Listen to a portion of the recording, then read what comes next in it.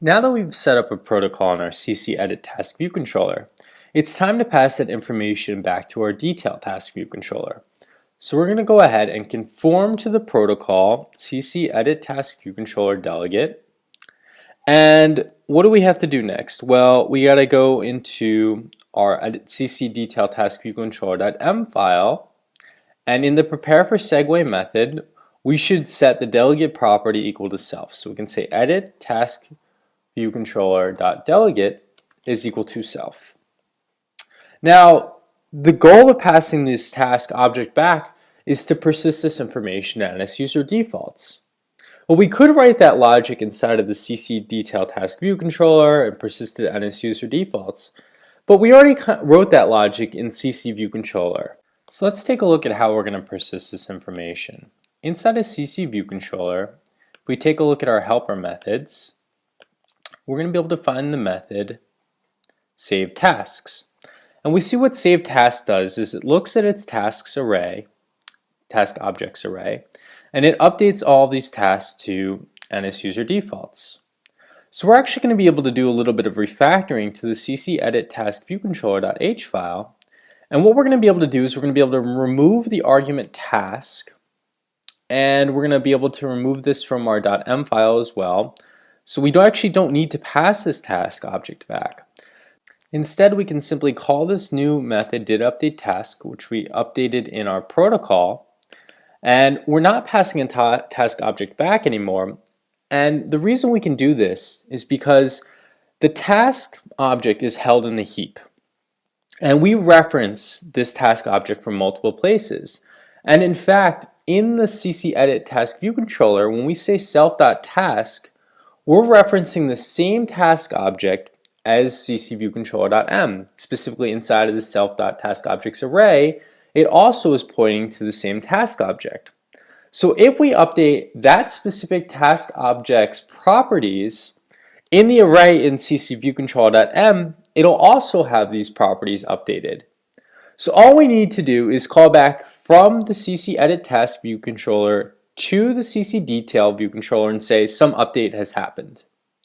Once that occurs, we should also tell CC Detail Task View Controller to the CC View Controller to tell it to persist the information inside of that method we took a look at just a minute ago inside of CCViewController.m.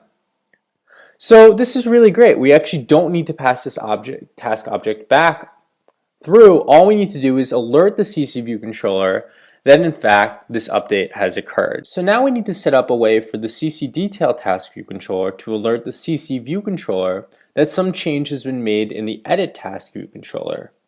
So how do we do that? Well, we're going to use a callback. Let's go to our CC Detail Task View Controller.h file, and we can write app protocol CC Detail Task View Controller Delegate, and we can go ahead and add a method, and we'll call this update task. It's not going to return anything. And I can go ahead and add a property here, and we're going to make this weak and non-atomic, and we can call this ID. It's going to be a type, and it's going to conform to the CC Detail Task View Controller Delegate, and its name is going to be Delegate. And now what we can do is in the CC Detail Task View Controller.m file, we can implement the method from our CC Edit Task View Controller. So we're going to say did update task.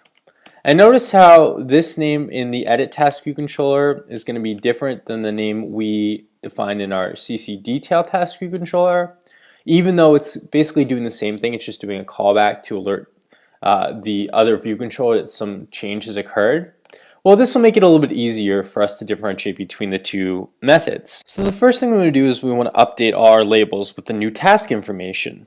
And this hopefully will prove why we're able to remove passing back the task object.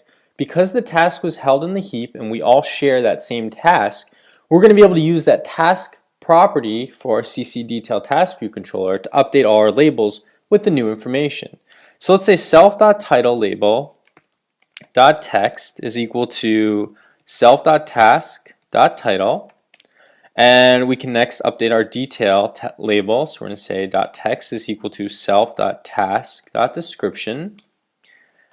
And then we can use an NSDate formatter in order to set the date labels property. So we're going to say it's NSDate formatter. And we can say formatter is equal to NSDate formatter alloc init.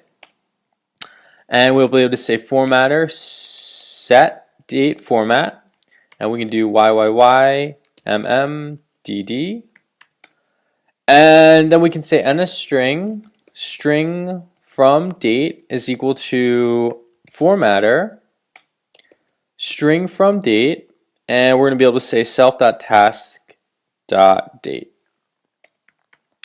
Finally, we can use this string to update our date label,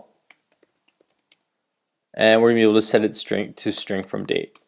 So great, now we've been able to update our UI, and the next thing we need to do is we need to dismiss the view controller, specifically the edit task view controller. Now, because this is in a navigation stack and we use the push segue, we don't want to use the dismiss view controller that we learned about earlier. Now, this worked when we were only transitioning to one view controller, but because we're in a navigation stack, we want to use the method named popViewController animated. So let's say self.navigationController popViewController, and let's animate it. And what this will do is it will remove the top view controller on our navigation stack. So it's useful when we have multiple view controllers inside of our navigation stack. And finally, let's call our delegate method, and we're going to say update task. So great. Now let's go ahead and test this to make sure that we actually didn't need to pass back the task object to our delegate method here. So let's update task 4 and let's change this to task 2. So we're going to press the edit button and we can update to task 2 and let's press save. And we see that now it shows up as task 2